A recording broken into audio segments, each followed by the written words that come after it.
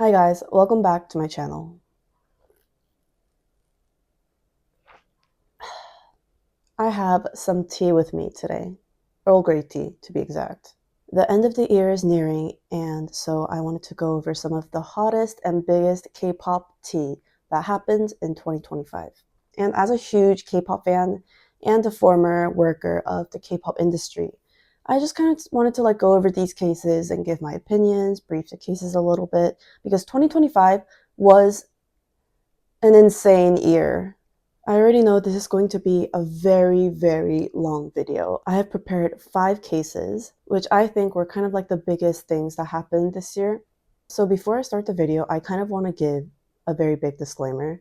Since I will be going over very specific cases, there will be name dropping. I will be name dropping a lot of artists. And honestly, I'm kind of scared to upload this video because literally the last thing I want to do is start fan wars in the comments. So as always, I'm open to your guys' opinions on these cases, what made you mad, what made you sad, what you agreed with, what you did not agree with. But I am not open to any sorts of fan wars or hate speeches. So if I see anything along those lines, I will delete your comments or close down the comments. Some portions of this video have parts where there is alleged information. So nothing is confirmed.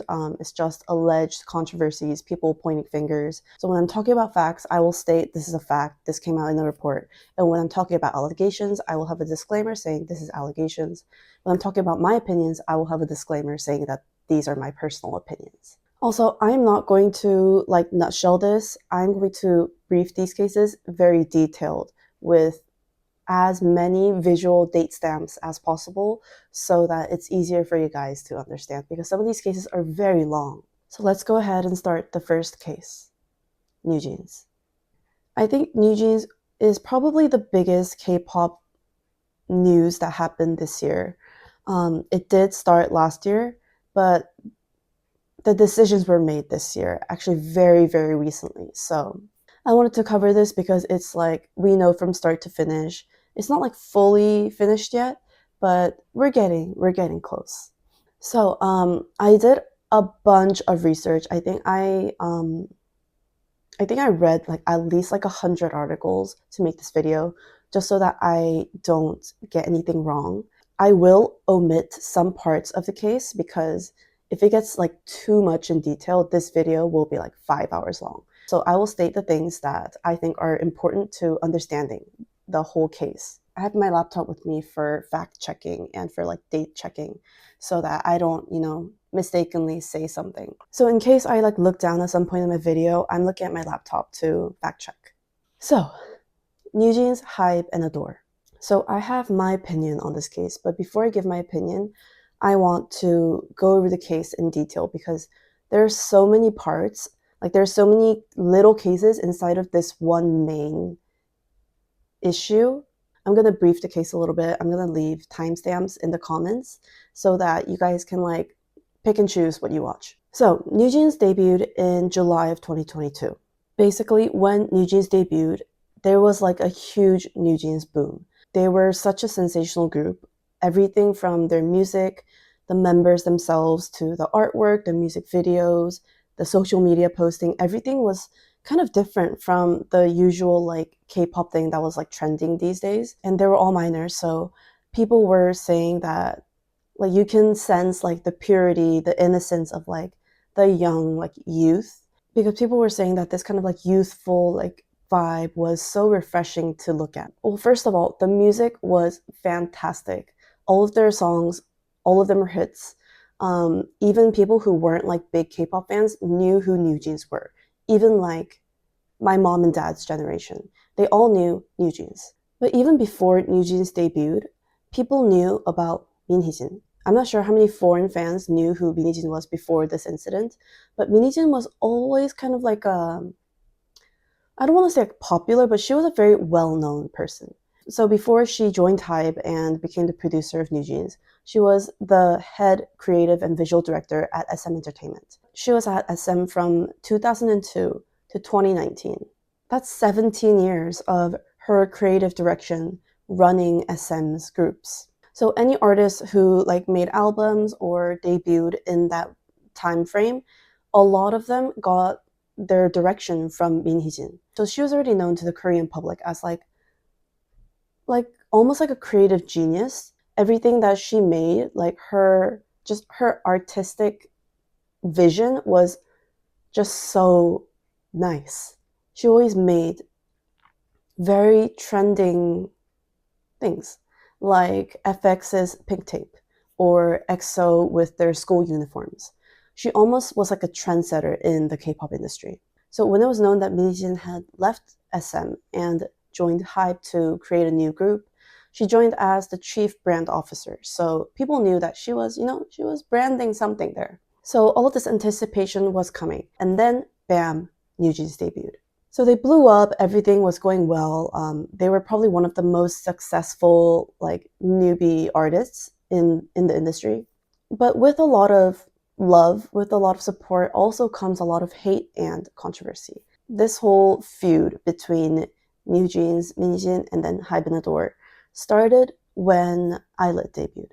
HYBE released a new girl group by the name of Islet in March 2024. They were under the B-Lift label, so still a subsidiary of HYBE. When Islet debuted, there was a lot of, I want to say like finger pointing at HYBE for saying that they were kind of too similar to NewJeans. And this is my personal opinion, but even not as like a professional, I also kind of like felt that Islet was kind of going in the direction of NewJeans. I'm not saying they were like super like exact, but I could tell like they got some ideas from NewJeans. That's just how it felt to me. These rumors were going around that Islet was very similar to NewJeans. Some netizens even called Islet like a fake NewJeans. Basically, Minijin took this very seriously. She thought that HYBE was taking ideas from her, taking ideas from NewJeans, and then implementing them into their own group. Because technically, even though HYBE owns both Adore and B-Lift, they're separate companies, so they're like competitors, kind of. And then on April 22nd, HYBE launched an internal audit on Adore. And HYBE had the authority to do that because they owned most of Adore. And then while they were doing the internal audit, HYBE released a press release stating that Minijin and some other executives of Adore were planning to like seize the company and like separate Adore from HYBE. So HYBE, by doing the internal audit, by doing the press release, their main goal was to make Minijin step down from her position as CEO. So at this point, Minijin is the CEO of Adore, and she's also the visual and creative director of NewJeans. So this massive like bomb just dropped. Like this is a very highly controversial accusation that they're making on Minijin. So people were like almost taking sides. Some people were like, yeah, like I knew like Minijin was gonna do that. And some people were like, yeah, like I could tell like Isla was kind of copying NewJeans. There were like very many different opinions from netizens. And then just 3 days later, Minijin decided to hold an emergency press conference. This is the press conference that all of you guys know. In this press conference, Minijin was very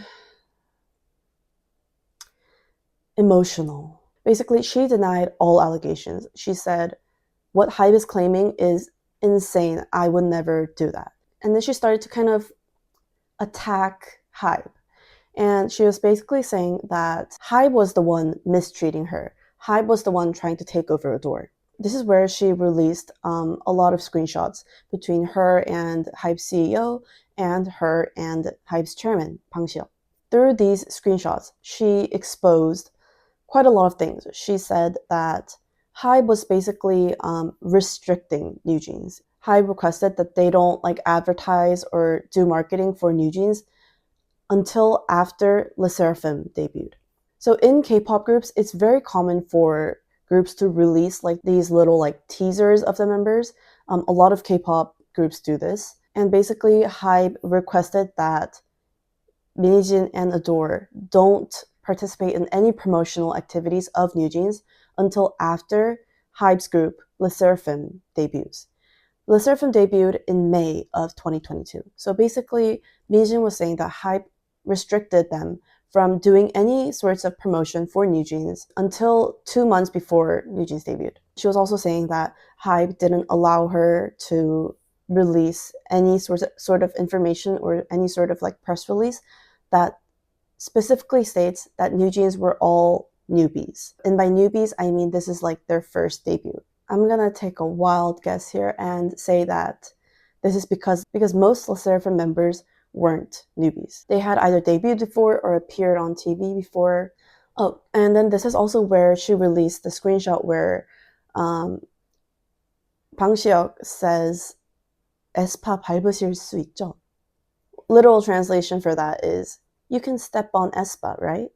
The more localized meaning of that is, can you win aespa? Can you beat aespa? And obviously, this immediately got aespa's fans and some SM fans on Minijin's side. So after this explosive press conference, this is kind of where the main fight started between Minijin and Hybe. But this press conference being such an emotional one, Minijin gained the popularity of the MZ generation because everything that she said in the press conference, even if you watch just like a snippet of the conference, you can tell she wasn't like in a full suit, like bullet pointing the things that Hybe did wrong. She was having like a crash out. You could tell that she went through a lot. For someone of such like status, because Minijin was already a well-known person, so for a person of such status to go out and publicly attack a corporate company, it was like a major David versus Goliath moment. Probably like the moment of K-pop, David versus Goliath K-pop edition.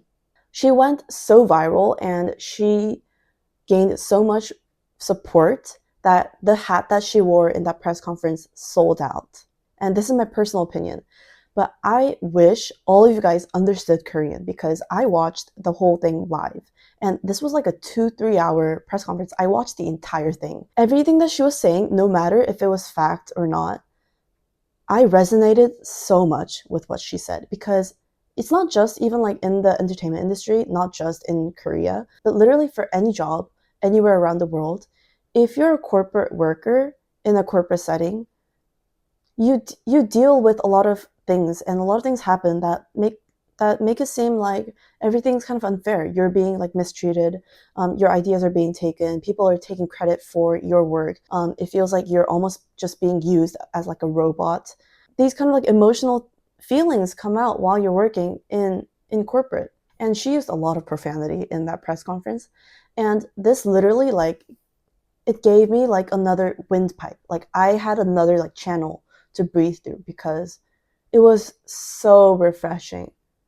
So that's why she gained so much popularity from the younger generation because so many people were saying that, oh my gosh, she's like so relatable. Someone of such status, she's the CEO of Adore. And even someone like her, she goes through this too. Oh my god, like I relate to her so much. This was a lot of what the Korean netizens' responses were. It was just a very reasonable crash out. But here's the more realistic part. Hybe owned 80% of Adore, and Minijin as the CEO owned 18% of Adore, and the other 2% were other executives and other shareholders. So even though Minijin is the CEO of Adore, Adore itself is a subsidiary of Hybe, so Hybe has most of the power. They can make a lot of very important decisions. However, what they cannot do is just fire her because, you know, there are contracts and there are rules. So basically, Hybe's main goal was to fire Minijin from Adore. They wanted her out of the CEO position. They would need a formal vote from the board of directors, board of executives at Adore for them to all agree and say, you know, bye, Minijin. And Minijin was on the board of directors at Adore, so I guess like there were some legal complications. They couldn't just immediately fire her. And if they did choose to do so, then legally they could face some charges or some compensation fees. So on May 7th of last year, shortly after the press conference, Hybe requested a shareholders meeting. And basically, the point of the meeting was to meet and say, let's fire Minijin. And then Minijin shortly responded to this by filing an injunction to the court and basically saying that Hybe cannot legally fire her. Minijin stated that in her contract when she joined Adore, there's a clause that says that she remains as the CEO of Adore for a minimum of 5 years. And therefore, Hybe cannot just immediately fire her because it's been 3 years since she joined Hybe. And Hybe's response was that we can fire her under the condition that they can prove that she has caused a minimum of a 100 million Korean won loss to the company, or if they could prove prohibited behavior such as like embezzlement or breaches of trust. 5 days later, on May 18th, the NewJeans member filed a petition to the court basically saying, please let Minijin still stay as the CEO of Adore. This was basically their like official first public move. On May 30th, the court granted the injunction. Basically, this means that Hybe cannot fire her immediately. The court said that there was insufficient grounds for fair dismissal, and therefore, if Hybe decided to fire her, then they would have to pay a compensation fee of about 200 billion Korean won. That's about 14.5 million US dollars. This isn't like a firm, like, if you fire her, you will pay this. So this is Minijin's victory almost. And the day right after this comes out, on May 31st, Minijin holds a second press conference. This one was more composed and more happy. And basically she was saying that she's willing to, come to terms and settle with Hybe if they, make some changes to what's happening right now. However, Hybe didn't really respond to this press conference. In fact, the same day that Minijin held this second press conference, kind of offering a hand of peace, Adore decided to hold another shareholders meeting. And basically in this meeting, they removed 2 members of the board who were very close aides of Minijin. And then they added 3 new members to the board who were Hybe's executives. One was the chief HR director, Kim Ju-young. One was Hybe's CSO, and the other was Hybe's CFO. So basically, Adore's board wasn't on Minijin's side anymore because they literally removed the people that were on her side. And then throughout all of June, Adore and Minijin were just at it. There was an ongoing PR and legal standoff. There was intense media coverage. And this is when people were saying, yeah, it's only going to get worse from here. So I'm guessing throughout this period, from the end of May to like mid-July, Minijin sensed that, this isn't going the way that she was anticipating. She was legally still the CEO and the director of NewJeans, but technically she was almost like kicked out of the company. She had absolutely no power, no say in the decisions that the board made. On July 24th, Minijin's legal team reports Hybe to the police. Minijin said that Hybe basically illegally accessed her data to release very malicious press to make her look bad. And they were saying this is defamation. They were saying this is an illegal access of her data. And she claimed this because during the internal audit that happened in April of that year, Hybe took all of the Adore's employees' laptops, and they had access to their work emails and their laptops. And basically she was saying that that's how they illegally accessed my laptop and went on my work emails, went on my personal emails, and released these statements that make me look bad. However, Hybe responded to this by saying Minijin never handed in her laptop, and this point of contention basically never got resolved. There was never a statement made that proved that Minijin either submitted or did not submit her laptop. So we don't know who's speaking the truth here. On August 27th, Adore's board fired Minijin. She stepped down as the CEO, and they put in one of the new members of the board, Kim Ju-young. So the big question at hand here, did Hybe pay Minijin the compensation fee of 20 billion won? In conclusion, they didn't. Yet. And I searched a lot, but it doesn't say why. Maybe there were some legal reasons. But either way, Minijin got fired as the CEO of Adore. However, she was still remained as the internal director of NewJeans. When this happened, Minijin claimed that this happened without her consent. This happened against her will. This is so unfair. And then she filed an injunction to the court. But something happened before this. On September 11th, NewJeans started a live stream. In this live stream, they were basically saying that they were being very mistreated by Hybe and Adore. And Hybe and Adore weren't protecting them as they should protect their artists. They said that the betrayal that they felt from HYBE and Adore were just too much for them to even work with Adore again. They said that Adore without Minijin and the Adore that they signed up to be in was completely different from what it has become after the audit and everything. In the same live stream, one member brought up the topic of workplace bullying. She basically said that HYBE's staff members, some of their executives, were mistreating New Jeans. They were ignoring them, they were just mistreating them. And then she specifically pointed out one specific manager who worked for Islet. And then shortly after this live stream happened, a fan of New Jeans basically reported HYBE. They filed a request to the Ministry of Employment and Labor, and they basically asked them to investigate HYBE on this workplace bullying / mistreatment. Going back to when Minijin was fired. On September 13th, she filed an injunction to the court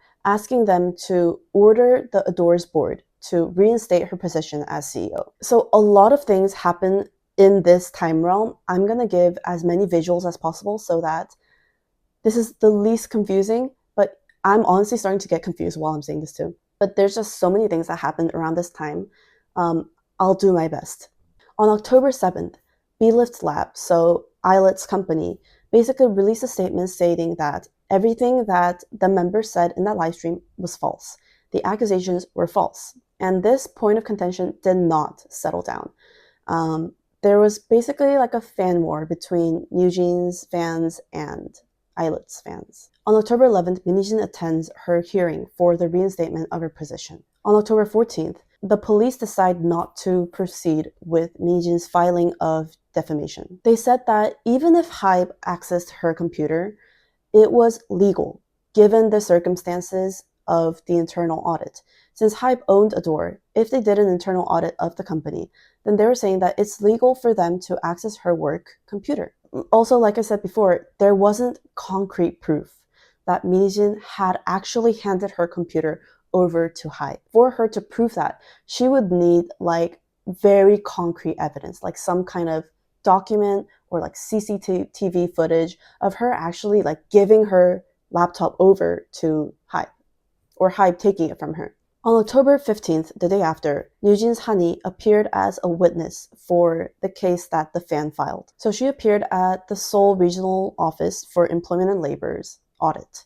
Basically, this was an audit to discuss the alleged workplace bullying. The main discussion at the table was, can a K-pop idol, can an artist be classified as a workplace employee? Because there are different rules, there are different labor rules and employment rules for artists. And Hani came out as a witness, and she was saying that even though like this audit doesn't change anything, even if no one really takes responsibility for this, she wanted to step up and speak for other artists or trainees or other artists in the field that were going through the same thing. And she was basically saying that I hope like no one else has to go through what we went through. On October 17th, Adore holds another shareholders meeting. In this shareholders meeting, they decide to keep Minijin as the internal director of Adore, and they decide to not reinstate her as CEO. And then on October 29th of last year,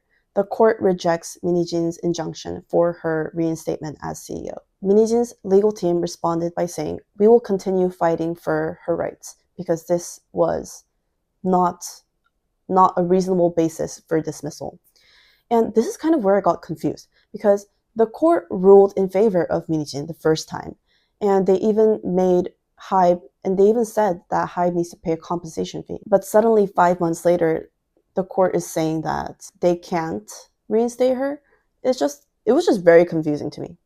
If someone knows like the legal reasons why, please let me know in the comments. I'm like actually very curious. So basically at this time, Minijin is completely defeated. She lost all her power at Adore.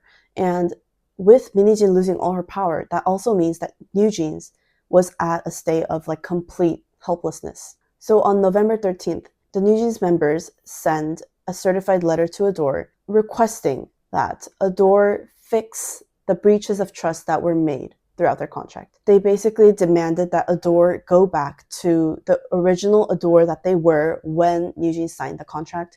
This meant the reinstatement of Minijin as CEO and other allegations of mistreatment, and they demanded that Adore do this within 14 days. On November 20th, Minijin decides to step down from internal director at Adore. She basically cuts ties with Hybe and Adore, and she leaves. On the same day, Hani's case of the workplace bullying was closed. The Employment and Labor Office basically said that artists cannot be considered as employees, so therefore they don't have the same rights as regular employees under the Labor Standards Act. And also there wasn't like concrete evidence that there was like severe workplace bullying. So basically the case was dismissed. 15 days after Nugent sent the certified letter to Adore, they held an emergency press conference. This is basically where they stated that they're holding a press conference because Adore has failed to meet their requests under that timeline that they gave them.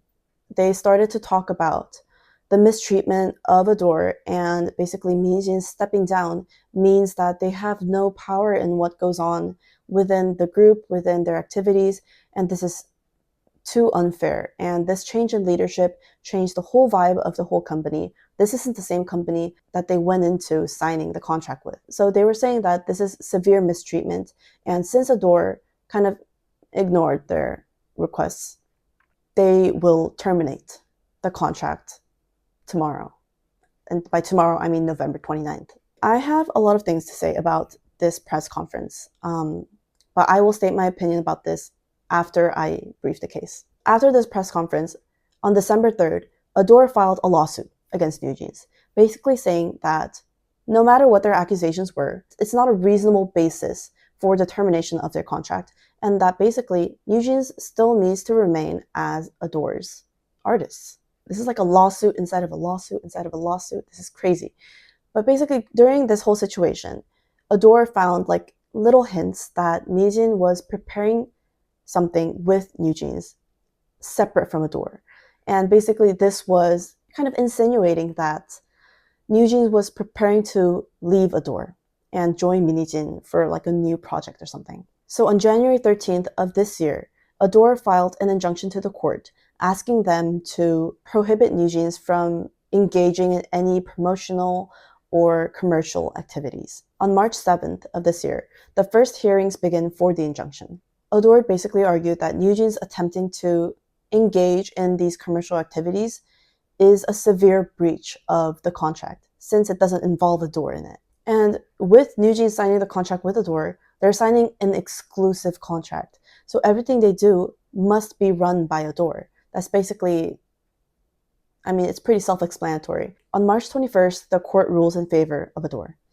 This prohibited NewJeans from doing everything. This meant that NewJeans was legally bound to Adore.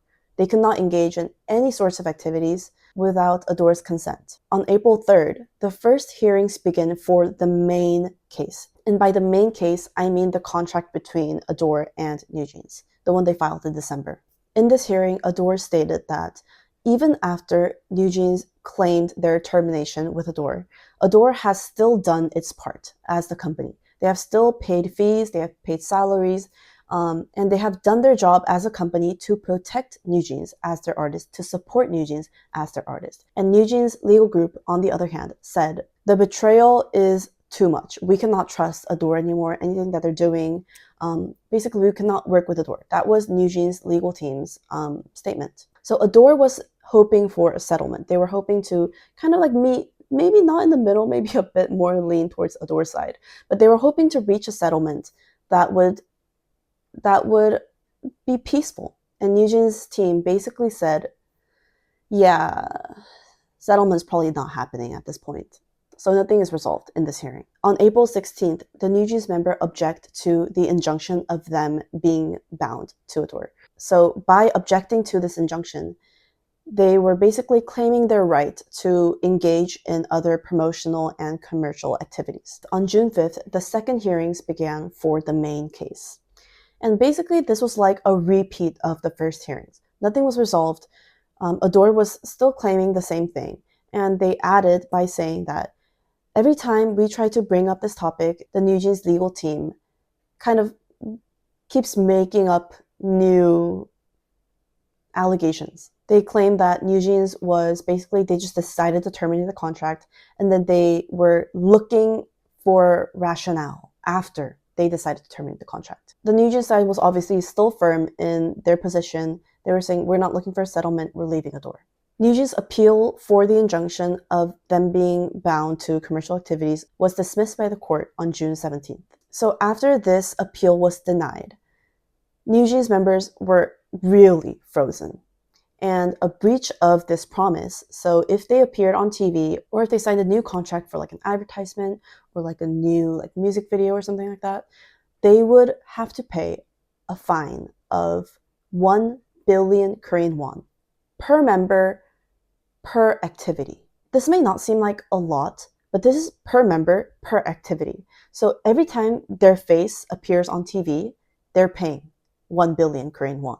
On July 24th, the third hearing began for the main contract case. This time, NewJeans' side claimed that although they have rejected all sorts of settlement, they're willing to settle under non-negotiable terms. And their non-negotiable term was that Adore, as a company, just in general, return to their pre-audit status. Basically, how the company was when NewJeans was still the CEO, still in power, controlling everything. NewJeans' side said that if this doesn't happen, there will be no settlement. And both sides kept claiming the same thing. This is like repeat, repeat, repeat. They stated the same thing from their first hearings. Adore said that a change in leadership is not a breach of the contract. And the NewJeans legal team said that it is a breach of contract because when the members signed and agreed to work with Adore, they agreed to be under NewJeans' provision. And so NewJeans being removed from that and the whole system changing, the whole leadership changing, is a very, very big reason and a reasonable basis for them to leave the company. Court was probably sick of them.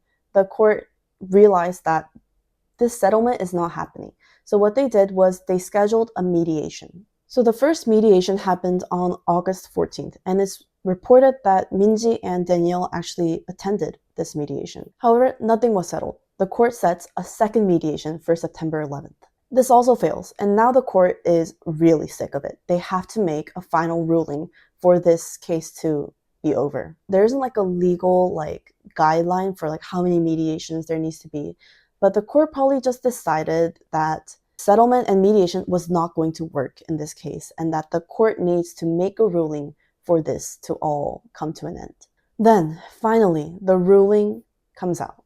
On October 30th, the court rules in favor of Adore. Major defeat on NewJeans' end, and the NewJeans legal team said that we're going to appeal. This is the official court ruling. NewJeans members are obliged to comply with the ruling. They are required to go back to Adore and do Adore's activities and make some sort of settlement with Adore because they're legally bound by contract to participate in Adore's activities. And the court ruling specifically said that the NewJeans members have to abide by the contract until 2029 when their contract ends. And the reason why it's 2029 is because most initial K-pop artist contracts are for 7 years. And then if they want to extend it, it's usually 3 years. And then after 10 years, then it's usually like a 1-year renewal because not all groups go past the 10-year mark. And basically, NewJeans had no choice but to comply with this. Actually, they had one other choice. They could still go against the court ruling and terminate their contract one-sidedly. And basically, this one-sided termination of the contract could result in a 600 billion Korean won fine. And this isn't like an exact, firm number that said that NewJeans members need to pay this amount of money.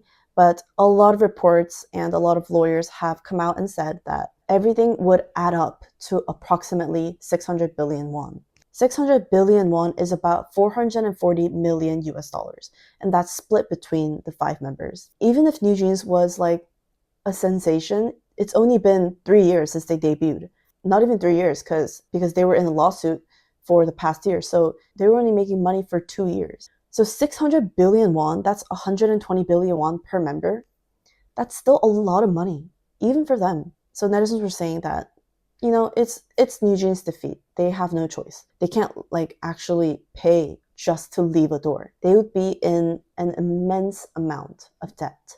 However, NewJeans' legal team said that they're going to appeal this ruling, meaning they're probably willing to pay that much money. That's kind of what's implied with them appealing the ruling. And then suddenly, on November 12th, Adore released a statement saying that 2 members of NewJeans have decided to come back to Adore, Haerin and Hain. So now people were like, huh? What's happening? Because it's not all members, it's not no members. Just 2 members decided to come back to Adore. Okay, what about the other 3? Right after that came out, the news exploded, netizens exploded, and people were like making assumptions of like what was happening. And then, only like a few hours after this statement comes out, another statement comes out. Not from Adore this time, from the other 3 members, Minji, Hani, and Danielle. The 3 members state that after careful consideration, we have decided to join Adore again. They said in the statement, quote unquote translation, I will read it to you. They said, one of the members is currently in Antarctica, so the communication was delayed, and since there was no response from Adore, we were compelled to announce our separate position. Later, it was revealed that this one member in Antarctica was Hani. Not that is important. This statement was released by the members to the press directly, and it was soon revealed that Adore didn't confirm this. So it wasn't a statement that the members released after talking with Adore. They just kind of decided, we're going to go back to Adore. And then they talked to the press and released the statement. Adore basically responded by saying, we have to see some sincerity in you 3 for you to rejoin Adore. And then the deadline to appeal the main ruling was by November 14th. And none of the 5 members filed an appeal. So basically, they're all going back to Adore, whether Adore likes it or not. This is what has happened until now. I'm filming this video on November 20th. This is the end of the case, if you will. Hopefully the end. I've been talking for almost like 2 hours now. Now that I've finally briefed the case, I will give my opinion on everything that's happened. Okay, here's my stance on it. Do I think that Hybe and Adore have mistreated Minijin and NewJeans? Yes. Do I think that Hybe and Adore were very aggressive in, filing the lawsuit and everything? Yes. Do I think that Minijin's press conference was a good idea? No. Do I think that NewJeans' press conference was a good idea? No. I think the main issue at hand here is that this isn't like a matter of emotions. This isn't a matter of relations. It's a legal matter. And under a contract, this is just kind of how capitalism works. And it's really sad, and that's why I think a lot of netizens and me feel some type of pity towards Minijin and NewJeans members, because in capitalism, the one with more money and more power gets the win. They take the win.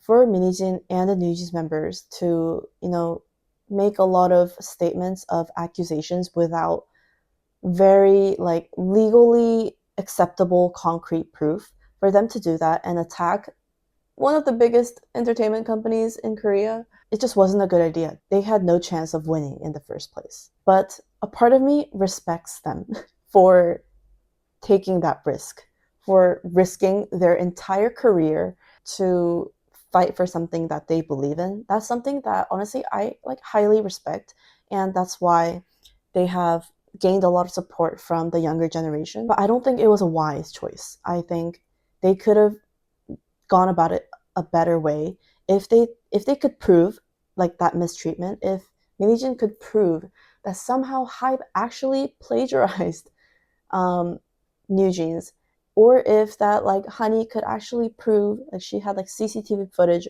of them mistreating her. If they had all of these concrete proofs for their allegations, I feel maybe they still couldn't have left the door. But what they could have done maybe is they could have at least filed some charges against Adore or Hybe. That's just my opinion. I don't know if they actually could do that. I have something to say about the press conferences. About the members' press conference. I'm going to read 3 quotes from that press conference that kind of shocked me and Korean netizens. I'm going to read it in Korean and then I'm going to translate it for you. using Google Translate so that I can get across the literal translation of what they were saying. One member said, 저희는 전속 계약을 위반하지 않았고 지금까지도 최선을 다해서 활동을 해오고 있는데 그런데 저희가 위약금을 내야 할 이유는 전혀 없다고 생각을 하고요. 오히려 지금의 어도어와 하이브가 계약을 위반했기 때문에 지금 이런 상황까지 일어났고요. 당연히 책임은 지금의 어도어와 하이브에게 있다고 생각합니다. The member said this was hidden, and this is the literal translation by Google. We did not violate the exclusive contract and have been doing our best to continue our activities until now, so I don't think there is any reason for us to pay a penalty. Rather, it is because Adore and Hybe violated the contract that this situation has arisen, and I think Adore and Hybe are naturally responsible. You can't choose to not pay a penalty fee. That's what contracts are for. That's what the law is for. If you breach the contract, you will pay a penalty fee or a compensation fee or face some type of penalty for you breaking the contract. She blatantly states that Hybe and Adore had violated the contract, but she doesn't state any concrete proof. Her accusation is very, very weak, and it comes off as very immature, honestly, and kind of stupid. I'm not saying that she's stupid. Please do not interpret it like that. I'm just saying that what she said was very immature and kind of like unintelligent. Like it just doesn't make any sense, you know? Here's another quote by Hain. 저희는 뉴진스라는 이름을 포기할 마음도 없습니다. 어떤 분들에게는 단순히 그냥 이름 또는 상표권 문제로밖에 다가오고 느껴지지 않을 수도 있지만 저희에게는 그렇게 단순한 문제가 아니거든요. Here's the literal translation. We have no intention of abandoning the name Nugent. To some, it might seem like a simple name or trademark issue, but to us, it is not that simple. Here's my opinion. It is that simple. It is a trademark issue. She wasn't saying it like a right. She wasn't saying like we deserve the trademark. I think this was just like an emotional like statement from her. This has happened a few times in the history of K-pop. Like for instance, the group Beast, they changed their name to Highlight after they left their company and joined a new company because their previous company owns the trademark of that group. In the entertainment industry, in the K-pop industry, as cruel as it sounds, the company they have possession of the group. It's the same thing as like Apple owning MacBooks and iPhones. Obviously, the trademark belongs to the company because they're the ones who registered the trademark. If the members decide to leave the company, it's not theirs anymore. I've heard that this also sometimes applies for some like stage names. I think this is a bit different because it's like the individual themselves, like it's their name. And a lot of their stage name like comes from their actual name. So I've heard that in some cases, they aren't even allowed to use their previous stage name because that also is like a trademark issue. But this is like another topic. But yeah, another very unintelligent quote. It's not a matter of like, this is our name, like, we deserve this. It's not a matter of that. It's, if they registered the copyright, if they registered the trademark, it's theirs. That's how the law works. Here is another quote by 민지. 저희는 말씀드렸듯이 하이브와 어도어가 계약을 위반하였기 때문에 계약을 해지하는 것입니다. The literal translation for that is, as we have stated, we are terminating the contract because Hybe and Adore have breached the contract. So this is kind of the quote that it shook a lot of Korean netizens because what she was saying made completely no sense. Mind you, this is at a press conference where the members don't give any sort of concrete evidence that Hybe and Adore have legally broken the contract. And this isn't like, oh, like they have betrayed us, because betrayal and a breach of trust in legal terms are completely different things. You can betray a company and not face any charges. If you are committed of breach of trust, you will face charges. But they couldn't prove that Hybe and Adore have like legally done something wrong. Them removing Minijin, as the court said, isn't a reasonable legal basis for terminating the contract. So basically, the NewJeans members terminating the contract is breaching the contract. They're breaching the contract first. But I get it. Like the members were saying it the other way around. Like Hybe have breached the contract in our position. That's why we are terminating the contract.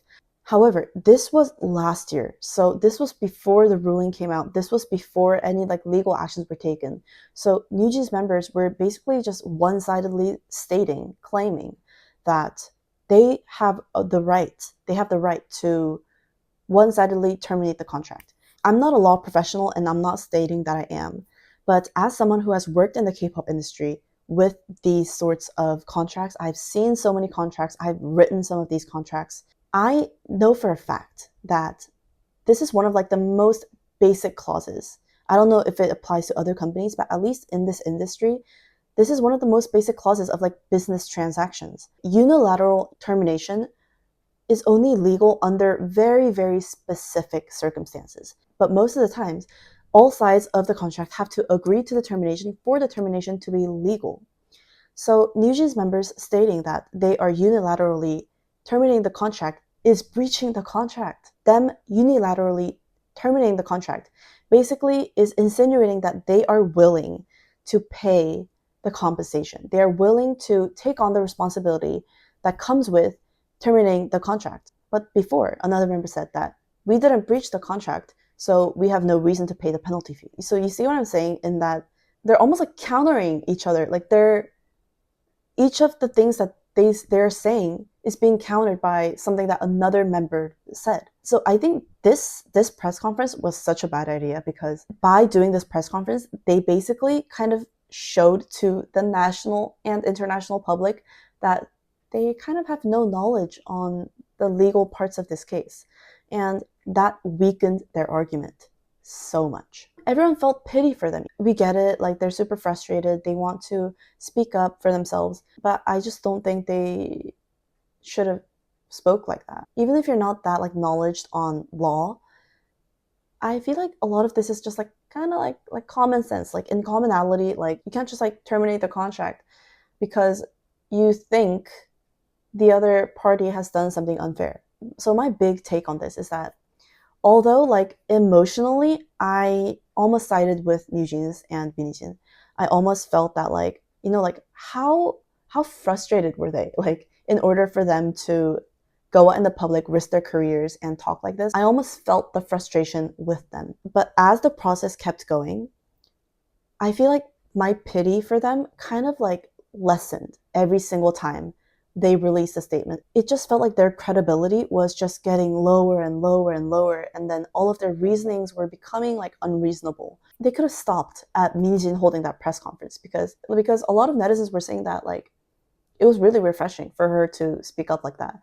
But I think the problem began, like the netizens were starting to question the whole thing when the NewJeans members, the minors, went on national television and started to claim all of these legal things that weren't proven. But now that it looks like all 5 of them are going back to Adore, Minijin created a new company called OK, and I don't know what she's planning to do with that. Maybe like probably a new group, I'm guessing. I'm gonna take a wild guess and say that Adore and NewJeans have no choice but to work together and release new music, release new advertisements, things like that. And honestly, just as like another Korean netizen, I'm really rooting for them. I hope that they come to terms. I hope that they settle, and I hope that they make really good music. Minijin was such a sensational like director. I also think of her as like a creative genius. Her creative direction is just different. You know, she's different. So I feel like NewJeans will be different because they don't have Minijin now. But you know, I'm rooting for them. I hope that they make good music. I'm looking forward to their future activities. I'm still rooting for them, and I hope that all of the legal stuff ends here. Finally, moving on. I got more tea because my throat is drying up. Moving on. The Kiss of Life live stream. So, this was a very, very big controversy. I think it was more controversial globally than it was, you know, domestically. So basically what happened was the members held a live stream to celebrate one of the members' birthdays. And they had like a theme for the birthday party. The theme was old school hip hop. And to match the theme, the members were dressed in like, they're dressed and styled. So like all their makeup, their hair, everything was in styles that like highly associated with rappers. And they weren't just dressed like that. they were also like acting like that. So all of their mannerisms, the way they talked, the way they like moved, the things they were saying, so all of their mannerisms were highly associated to Black and Latino culture. They even made like hip hop stage names for themselves, and one of them was Lil Taco Bell. Yeah. And basically, this live stream blew up because people were saying that they were very insensitive and racist in how they were acting. And after this got very severe, the entertainment company and each of the members, they released an apology letter. In this apology letter, they said that they weren't trying to be racist or like say insensitive things. They were trying to actually honor like Black hip hop culture, and because they like it so much, that's why they decided to do a theme on it, and they wanted to like dress like that to honor the culture. I've seen two sides to this controversy. One side is that they were extremely insensitive, rude, and this was just the worst idea ever. They're canceling Kiss of Life. They're saying that these racist members are never going to be the same ever again. There's another side of the controversy where some netizens are saying that it's not like super like racist. It's just there's always a fine line between honoring the culture and then like appropriating the culture. It's very ambiguous where it starts to be racist and where it starts to be like stereotypical. I think the worst part about this is that they're not just like Korean, like they're not fully Korean heritage. 2 out of the 4 members were born in America. One of them was born in Honolulu, Hawaii, and another was born in Seattle, Washington. And I get that they're not like fully American in the sense that they were born in America, but they moved to Korea at a young age. But you know, like they still have their American heritage. They're born in America. Their nationality is American. They should know that when you talk about like races and cultures like this, it's a very fine line to walk on, and it's just best not to do it at all. But the fact that the birthday girl, she was the one that was born in Honolulu, Hawaii. She decided to do this theme of like Black hip hop culture. My biggest opinion on this is that it was just a really bad idea, especially because in the entertainment industry and as like public figures, and especially nowadays, cancel culture is almost like trending. Like people are canceling people for a lot of things. Some of them are more reasonable than others, but that's why so many celebrities are so scared to do like anything, especially K-pop celebrities, because K-pop is becoming more global and not a lot of people have a lot of like global knowledge on what's insensitive and what's offensive. So a lot of Korean K-pop idols are very careful in all of their actions, especially when they have such a big international fan bases. The biggest reason why this was a bad idea is because Kiss of Life has such a big global fan base. Every K-pop group has a different type of fan base. Some are more female-based, some are more male-based, some are more global-based, and some are more domestic-based. And this is just my opinion, but like groups like aespa and IVE and some of the more like older generation groups are mostly domestic-based. I'm not saying they don't have global fans. They're all known globally, but like their domestic fan base is like much more prominent. They have like much more like, I don't want to say like power, but they have much more presence in the fan base. On the contrary, there are groups that have a much bigger global fan base, such as Kiss of Life. And I would say like groups like Stray Kids and Hyphen, maybe 80s. I'm not saying they aren't popular in Korea. They're all very popular in Korea. But I'm saying the global fan base has a much bigger presence than the domestic one. So when your fan base is like this, and they have like the statistics, you know, like they know like where all of like their YouTube views are coming from, they know all of where their Instagram followers are coming from. With that statistics, if I was a part of the company, I would say, like, let's not do this. Honestly, I was like really confused as to like how not one member of the staff team like rose their hand and say, this is a bad idea, let's not do it. Because they have such a big global fan base. Like, did they not think that they were gonna face backlash over this?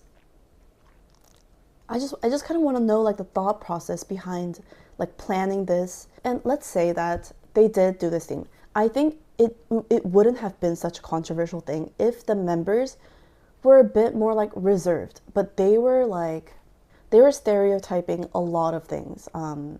They had chains on. One of the members had like three hats on. Everything that's very like stereotypical. And not only were they dressed like that, they were doing like gestures and like even like the accent, like the connotation of like what they were saying. It was basic. It was very like it was just not a good idea, honestly. And I honestly don't know why they chose this hip hop theme. The birthday girl was born in Hawaii. So they could have done like a beachy like Hawaiian theme. Or they could have just not done a theme at all, like most K-pop idols do. They should have just like done balloons and like blown out a cake or something like that. That would have been a much like safer approach. As I was reading like a lot of like YouTube comments about this, I saw this one comment where it said like, wouldn't like Koreans be offended if like a black rapper for say did something like this to their country?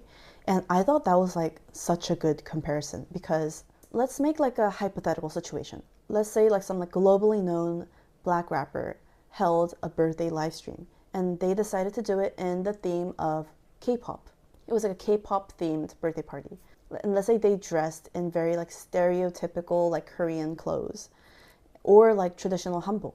Let's say they were eating Korean food, they were imitating Koreans, they were like squinting their eyes, or they were saying things, they were gesturing things that are very like stereotypical of Koreans. Let's say they made like a weird K-pop idol stage name like like Kimchi Chad, for instance. Would Koreans get offended? Of course. Of course they would be offended. Of course we would be offended.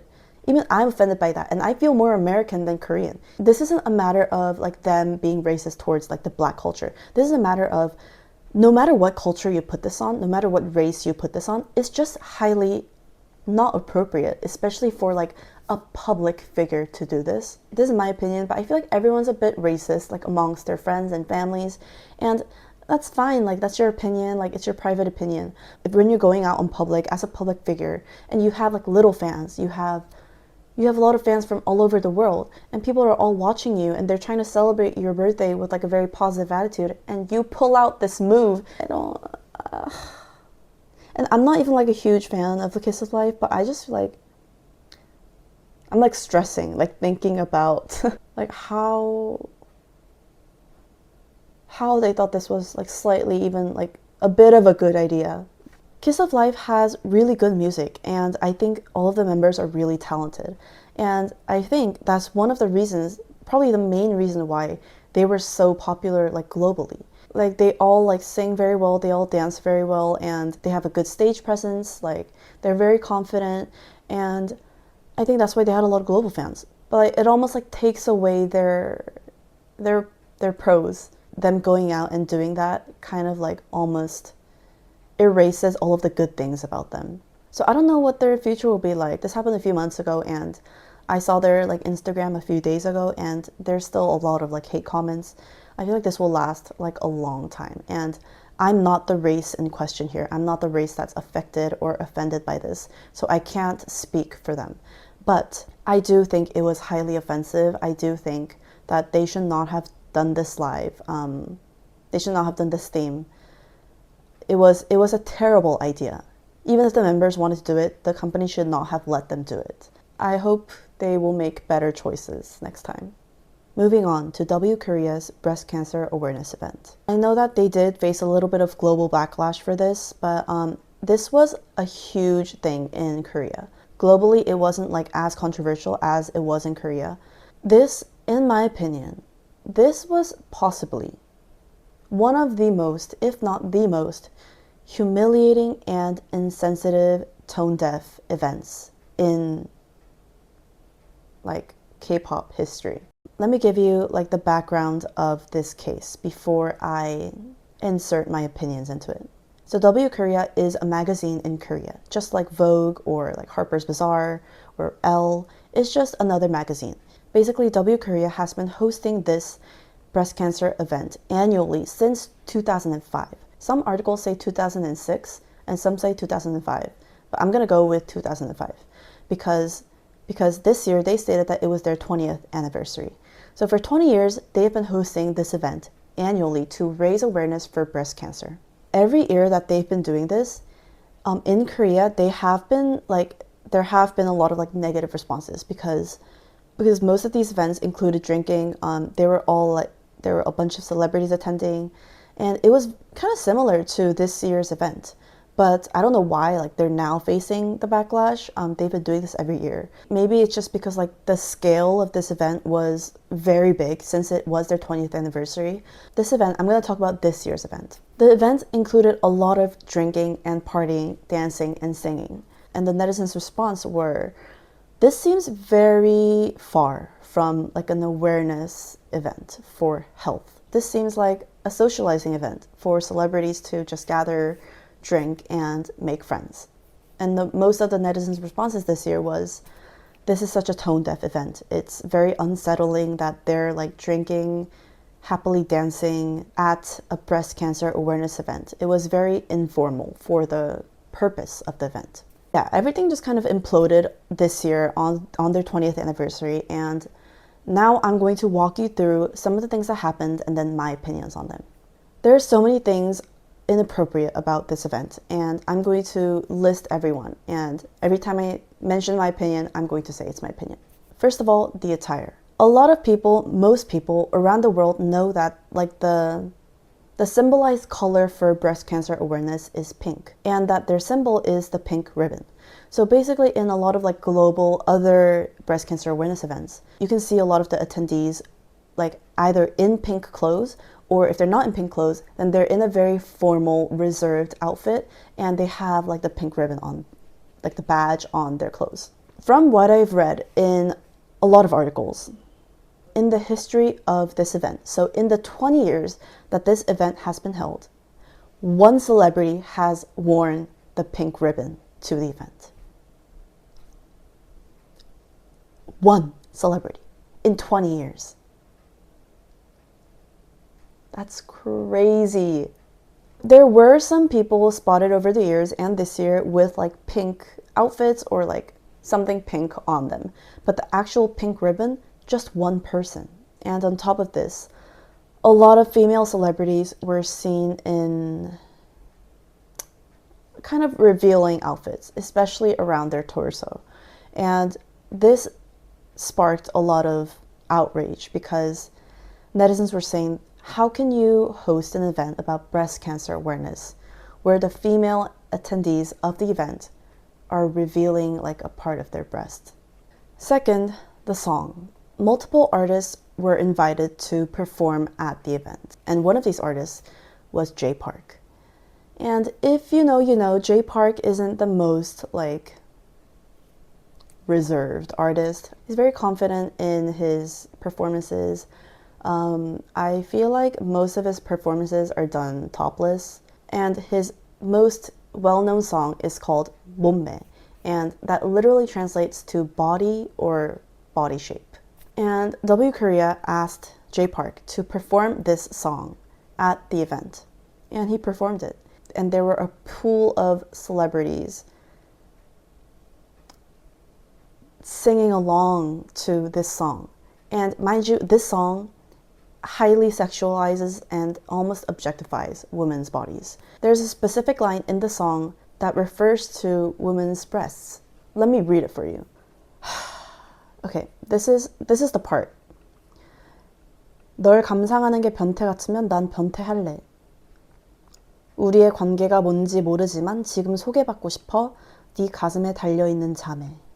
The literal translation is, if watching seems like a pervert, then I'm a pervert. And that, I don't know what our relationship is, but I want to introduce to you now the sisters hanging on your chest. This is my opinion. How did this even happen? Like, okay, so let's make a hypothetical situation. Let's say W Korea asked Jay Park, what's your most like popular song? Jay Park said, oh, it's 몸매. And W was like, oh, we want you to perform like your most popular song. If anyone in that line of contact had like the right state of mind, I would think that at least one of them would have found this so inappropriate for the event. How can you sing a song that sexualizes women's bodies at a breast cancer awareness event? Like, it's like I'm at a loss of words. I'm mind blown. It blows my mind to think that not one person objected to this, that all of the parties of this, the host, the artist company, they all like agreed and said this was a good idea. Let's perform 몸매 at this event. It's so tone deaf. I don't even like. To make it worse, there were male and female celebrities spotted like reciting the lyrics, dancing along to the song. Third, the excessive drinking and dancing. Like I said, there were people dancing, not just to Boommin, but to other songs as well.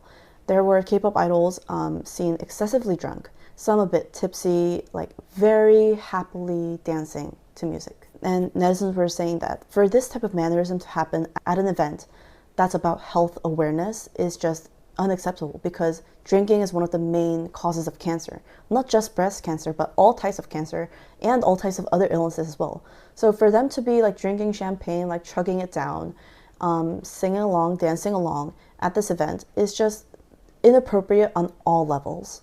Fourth, inappropriate social media challenges. There were a lot of inappropriate challenges, but right now I'm going to talk about one specific challenge, the sugar on my tongue.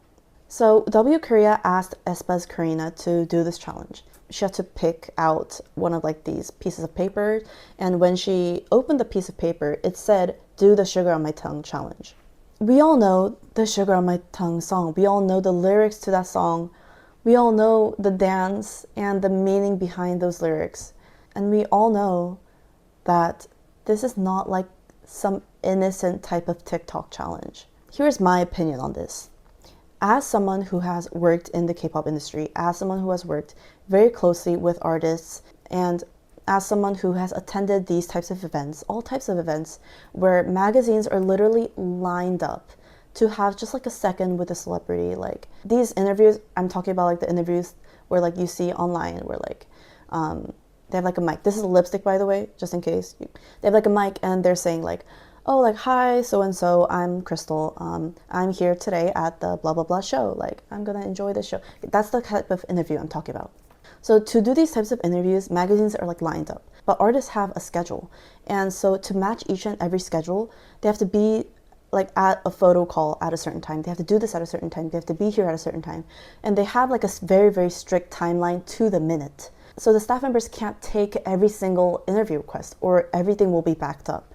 So the job of the staff members, one of the jobs of the staff members and the managers is to, kind of restrict, make sure that the event flows well without a lot of like obstacles. So my opinion on this is that Karina had no choice but to do this challenge. And the reason why I say that she had no choice but to do this is because W Korea released an internal memo to all of the companies that had artists attending the event. And basically in that memo it said that all staff members were not allowed inside like some parts of the event venue.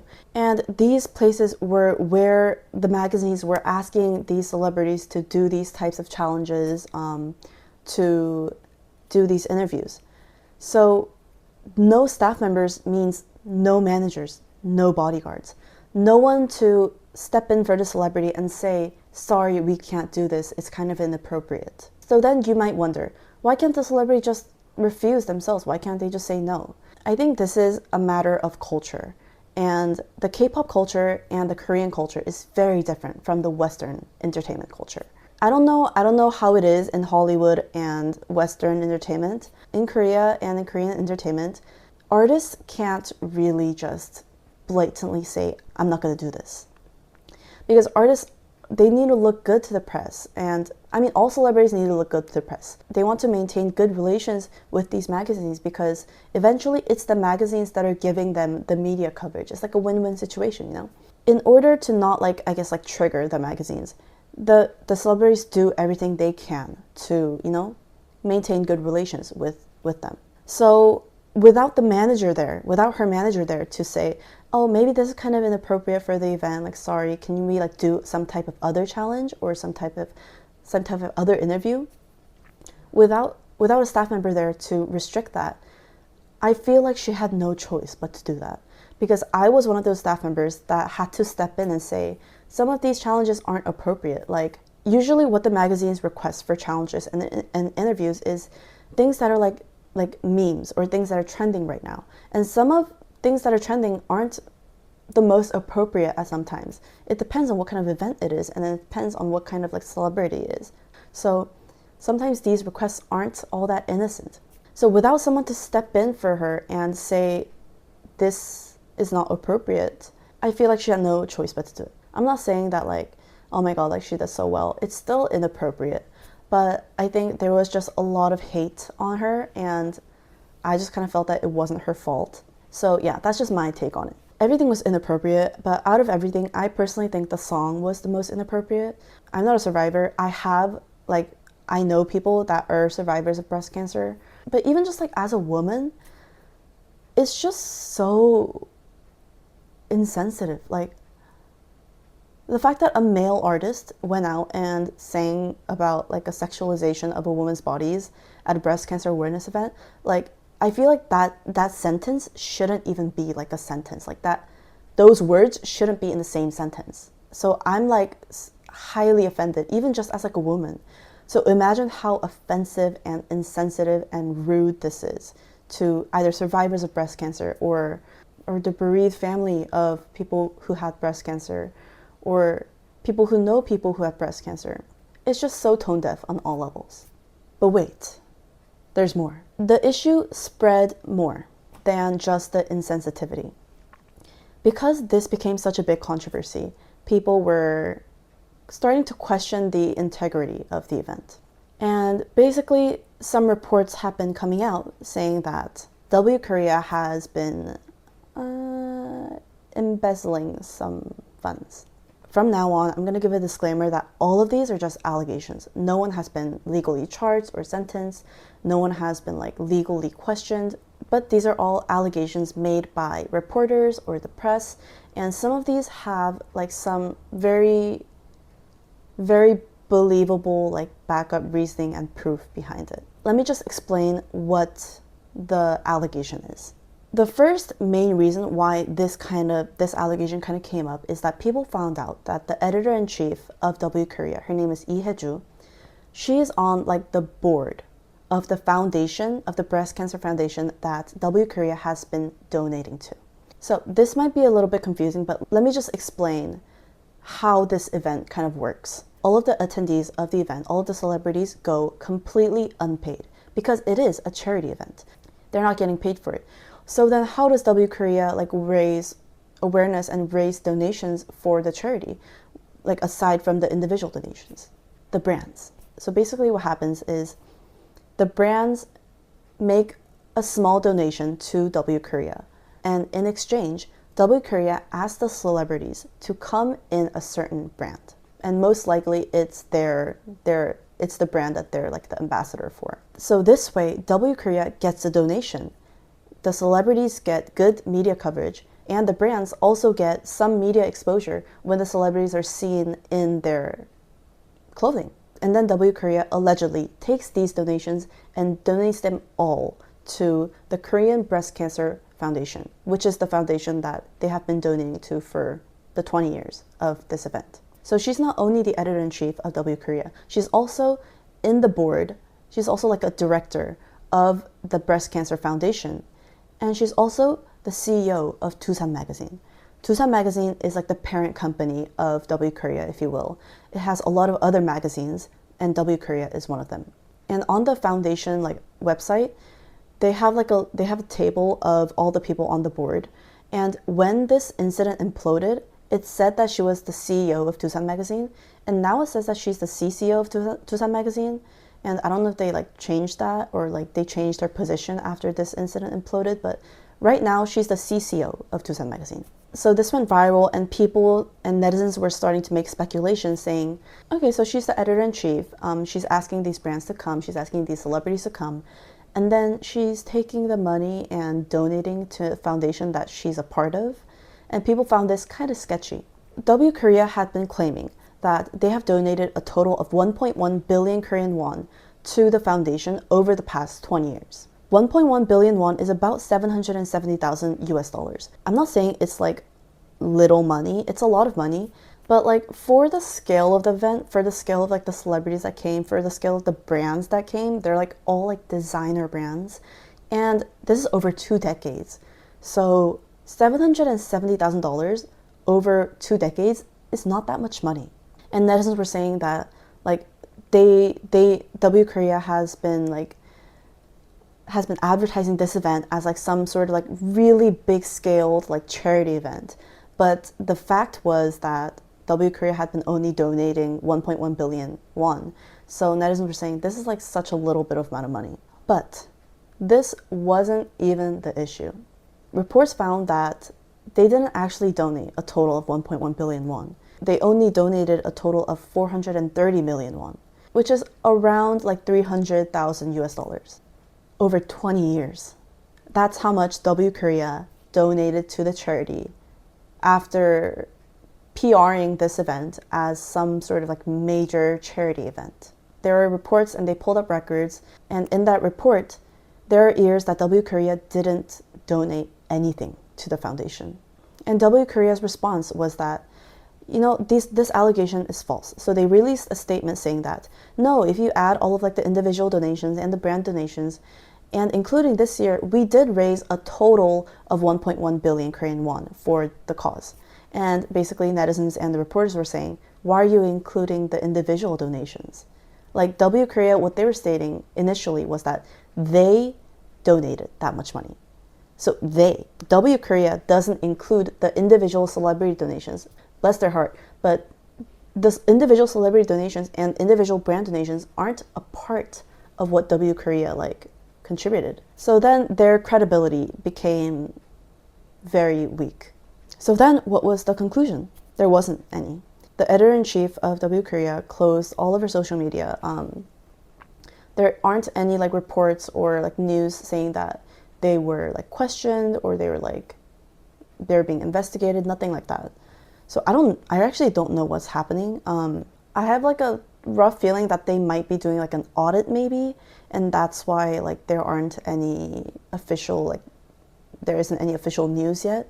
I don't even know if they're investigating it, but I hope they are, because even though these are allegations, like this is like such a severe allegation, embezzling charity funds, that's a very serious allegation. I've recently seen Instagram posts by W Korea. After they released the apology, they're just going about their day pretending like nothing happened. I don't know how to feel about that. That apology that they released didn't have like the best response from netizens either. Like people were saying it was very like ChatGPT. It was very PR, And this is my personal opinion as well. I don't think they were actually sorry. If they were that apologetic, I don't think they would have done this type of event for 20 years, making them drink and dance while donating a very small amount of money to the charity. So yeah, that's the controversy going on, and there's no conclusion yet. Moving on to another very serious case. NCT's Tae. This is also a case that started last year, but the rulings were this year, so this is why I included it in the video. This isn't like a controversy, this is a scandal, I guess. This rages me in every single way. Let me brief you on the case. June of 2024, so last year, Tae and two of his friends, the co-defendants, were accused of essaying a foreign visitor. The victim accused them of essaying her while she was intoxicated. This part of the video will include some terms related to essay. This is a sensitive topic, so I'm just going to give this disclaimer out. The other two were just identified as Lee and Hong. Lee, Hong, and Tae apparently they went to a bar at Itaewon, and then they met a foreign visitor, a tourist. And they basically drank with her, and while she was highly intoxicated to the point where she couldn't move her own body, they took a taxi with her to Lee's house in Gangnam. And there, all three of them essayed her. So she was incapacitated while this happened. So the three of them were initially charged with special quasi-rape. The initial prosecution sentence was 7 years. And even 7 years it's unbelievable. But something even more unbelievable comes out after this. According to the reports, the questionings were about like in August of last year, and he wasn't detained. So he was just charged and he was a free man to move around. And basically the court can't like immediately detain someone unless there's immediate risk of flight or destruction of evidence. And the defendants weren't really showing that. So the court couldn't detain them. And then on October 16th of last year, SM Entertainment decided that they were going to end their contract with Taylor. The trial began on July 10th of this year. The court found Taylor and the other two co-defendants guilty of special quasi-rape. They were sentenced to 3.5 years in prison, 40 hours of the sexual violence treatment program, and a 5-year ban on working in institutions with children, adolescents, or people with disabilities. 3.5 years. After the trial, the three were immediately taken into custody as there was immediate risk of flight. And then there was an appeal on both sides. So the prosecution also appealed, saying that 7 years was way too lenient for their crime. The three, including Taylor, also appealed, saying that their sentence was too heavy. In this appeal, the prosecution also said that their voluntary surrender doesn't really apply to this because they basically like confessed to doing the crime after all the investigations were over and it was basically like proven that they were guilty. So they can't really say that like they confessed before they knew they were going to get arrested. And then Taylor's legal team said that, you know, this crime wasn't premeditated, it was an accident. Taylor is very apologetic. The verdict was revealed on October 17th. The court upheld the original sentence of 3.5 years. Netizens' response, and my response: outrage. Way too lenient. Even 7 years was too lenient. But 3.5 years? I have so many things I want to say. Some things that I can't say on camera. So if you have seen like some crime cases in Korea, especially related to SA, you might sense that some of the sentences, most of the sentences are very, very lenient compared to other parts of the world. I can't make like an exact comparison with like the American sentence because they obviously have a different type of law in every single state. But the typical sentence for SA is about 10 to 30 years. And then when it becomes an aggravated crime, so which means there are multiple offenders preying on one victim, it can lead to either 15 to 40 years or a life sentence in some states. This is honestly like a whole nother debate, and this has to do with a lot of like Korean history and the culture. And if I get into this too deep, I would have to like break apart the Korean law system, and I can't do that. So in Korea, there's a lot of weight on whether the perpetrator is young, whether they're apologetic, whether they're a public figure, and whether they're like a first-time offender. Especially on the first-time offender things, Korean law tends to put a lot of weight on that. So not even for like these types of crimes, for like violent crimes as well. If you're a first-time offender, I've seen cases where people like commit murder and they get like 15, 20 years in jail. I don't agree with that, even the slightest bit. That's kind of like what outrages me the most about criminal cases. The same thing happened with like the Burning Sun scandal, and the same thing happened again. Like, it just repeats itself. All three of them got 3.5 years in jail. And all three of them appealed. They had the audacity to appeal. Moving on to the last case, aespa Karina's political controversy. This is what it is, it's a controversy. She uploaded a picture on Instagram of her in a black and red jacket with a big number 2 on her jacket. And she uploaded this at the time of the Korean election period this year. The red and the number 2, and in her caption was a red rose. And all three of them are highly associated with the Korean Conservative Party. I'm speaking as a fan of aespa. My bias is Winter, but I've been to their concert like 3 or 4 times. I plan to go more, and I love the group. So I'm speaking as a fan, I'm not trying to bring her down. But as a fan, for her to post this during the Korean election period, insane move. If you look at K-pop idols during the Korean election period, they are so scared. Like they don't, when they interact with their fans on like Bubble, or when they're like doing like Instagram lives, even when they're appearing on like broadcast, they don't make any sort of hand gestures. Usually the most common like pose that Koreans do is this, like cheese, and then they do this. And a lot of things that idols do is they like poke their cheek like this. But this is number 1 and this is number 2. And then some people do like this, but this is also number 5. And even though number 5 isn't like one of the major parties, it's still a party that's running. It's still a candidate. So people don't even do this. Like, hi, they don't even do this. So the underlying like thing is that idols just, they clench their fists. In some like posts around that election period, you can see idols doing this a lot, because they don't want to like insinuate anything accidentally by like gesturing something, because it can lead to like a lot of controversy as per this incident. This happens every year. There's always like one idol who makes a mistake and they get wrapped up in like some political controversy. But this year was a little bit different. And it was different because it was Karina. Karina is one of the most, if not the most influential Korean celebrities in Korea. So for her to post this, and aespa has a lot of younger generation fans too, for an idol of such popularity to upload this during the election time, it's just insane. Like, I don't think it even matters whether it was like intentional or not, but do I think it was intentional?